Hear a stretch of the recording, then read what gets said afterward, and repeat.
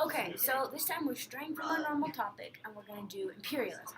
Now, imperialism is where the big bad dudes, they come in and they say that the little dudes, they're not strong enough to take care of themselves. So they say, we'll take care of you for you. Now, we're doing American imperialism, and it had 3 reasons. Thirst for new markets, wanted to show off our military, and cultural superiority. Okay, so the thirst for new markets was America was making too much stuff and wasn't getting rid of enough of it. So their solution was to widen their trade with other countries. We wanted to show off our military. Sorry. What the big issue was that we were growing in size, and so we decided, well, we're gonna take over the world. That's not actually what we thought, but it's a good idea. And so that we needed a bigger military, and we decided, well, we have a big military. They don't. Let's show it off. Look at our military! Yay! And the third reason, we thought, and we still think, we're like the best people on the planet, so why doesn't everyone want to be American? Alright, we have 10 topics today. We have our reasons for imperialism. We already covered that one. We have the acquisition of Alaska, acquisition of Hawaii, the Spanish-American War, how we got Puerto Rico, Cuba, the Philippines, how we dealt with China, and 2 presidents, Roosevelt and Wilson. So, how did we get Alaska? We bought Alaska from Russia, and people thought it wasn't a real good idea. We bought it pretty cheap, it's a lot of land, it's all frozen. Why do you want Alaska? So we wanted Alaska. It was bought by Seward and Andrew Jackson. So why do we want Alaska? Well, Seward gambled on it. It wasn't really a good idea, but we found out later that they had oil and coal and gold. So apparently it was actually a pretty good idea to buy Alaska for cheap. Instead of it being Seward's folly and Jackson's icebox, it really turned out to be the Russians' folly. Okay, so moving on to Hawaii, the reason for America imperialism in Hawaii was we had lots of sugar plantation owners, and the sugar plantation owners were like, oh, we all live here, so why doesn't America just annex it and make it theirs? And so, yeah. And then another financial benefit was that the port in Pearl Harbor we could refuel before we had to go all the way across the ocean again, and that was really helpful. Spanish-American War. That's pretty much it. It was pretty much a kangaroo war. We really wanted to go to war because we had an awesome military. We wanted to trade with Cuba. So, yellow journalism and pretty much like National Enquirer stuff kind of let us do it. One of the major newspaper editors, Rudolf Hearst, said, if you'll give me the pictures, I'll give you the war. So, the Spanish were being really careful. They didn't want to go to war. They didn't want to give up Cuba. They just wanted peace. Hard to believe, right? But the U.S. wasn't going to buy it. So the Spanish had to give up Puerto Rico and Guam, and they agreed to all these things, and still, we wanted to go to war. Well then, sheer accident let us go to war with Spain. So, the USS Maine blew up. Probably our fault, not the Spanish. But now you've got all these newspaper people saying, oh, it's their fault. The Spanish blew up the Maine. How could they? And it's all over the papers, and they've got pictures, and yeah, it's a disaster. So, on April 20th, we went off to war. And, before this, Theodore Roosevelt was all for war. He was a really good speechmaker. So he was like, you Americans, you're soft as rabbits these days.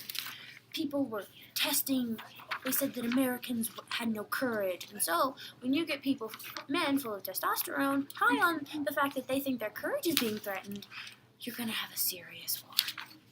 So pretty much we ran over to Spain.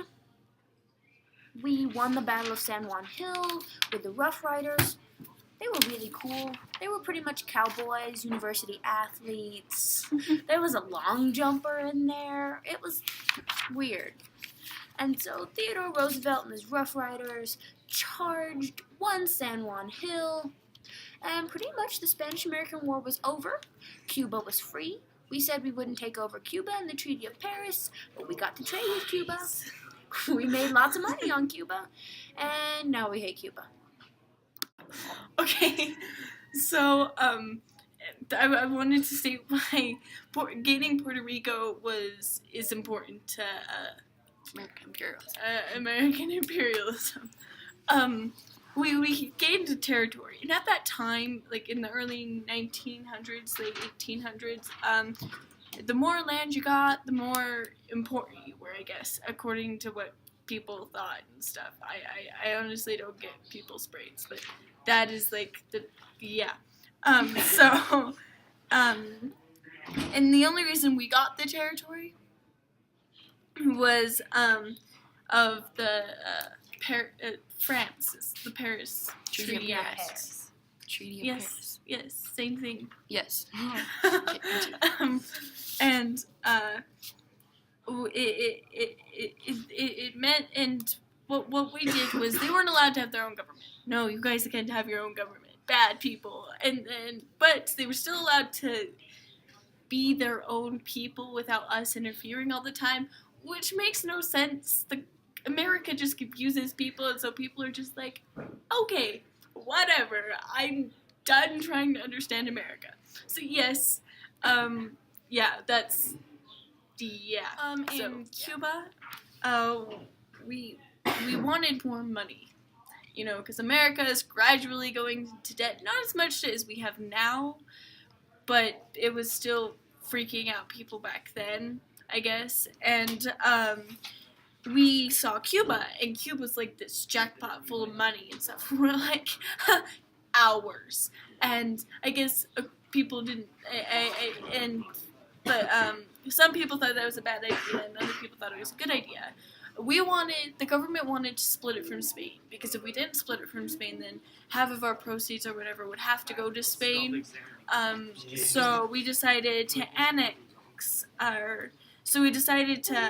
have a treaty with Spain, but we weren't allowed to annex Cuba anymore. So we took it ourselves, but we failed.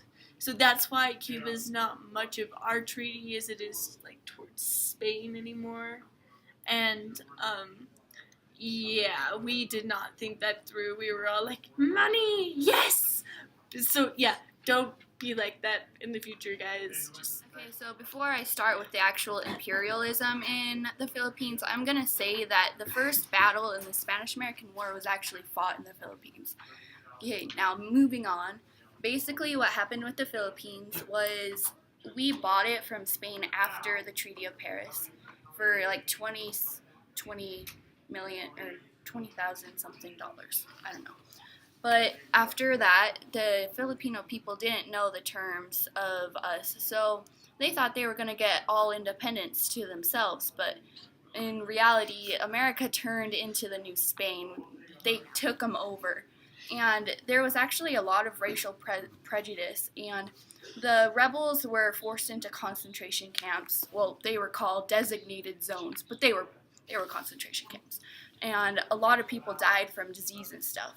And overall, the rebels, it took like 3 years to sort everything out. And afterwards, they set a government somewhat like Puerto Rico, where they weren't allowed to govern themselves, but they were still citizens of the Philippines. So, yeah, that's basically with it. China, our imperialism was completely different. We didn't take it over and colonize it. We snuck in and traded. So a lot of people wanted China. The British wanted China. The Russians wanted China. I think the French even wanted China. But the British went in there and they traded and they tried to do all these weird treaties, and the Chinese pushed them out. The Russians came down with all this military force, and China pushed them out. America came in there, whispering sweet words and giving them money and better education systems and trading with them. Yeah, I say that American imperialism in China was pretty successful. Because, look at just about anything you have. It probably says made in China. Things you probably didn't know about our 26th president, Theodore Roosevelt. He invented the teddy bear. That's very, very important. No. With American imperialism, he was the leader of the Rough Riders. And if you don't know what the Rough Riders are this big group of military men who go in and they fight, and that's pretty much it's like a mini military instead of a bigger military. That's like the best way to explain it. Like a squad, yes. What he expanded influence by using the Pacific. He helped build he started the Panama Canal because before the French had tried it, because this great military leader was like, I'm so big and bad, I'm gonna cut a piece of water right through South America. Yeah, that didn't work out so well the very first time because of diseases and all of this stuff. So when he tried it, people were like, no. And then, of course, people needed jobs, so they go in and they're like, I guess I'll work just because you're paying me money, and I need money. So, yeah, there's that. He's the one who set up a base in the Philippines for the Rough Riders and stuff, and he was in the South American War. The South American War, as explained before, was one of the greater wars. I mean, we didn't really fight much wars in the imperialism, just little, battles, I guess you could say. I mean, if you're using, military terms, I don't know. I'm not smart with that stuff. So, those are things you probably didn't know about Theodore Roosevelt. Very important things. So, yeah. Okay, so Wilson now.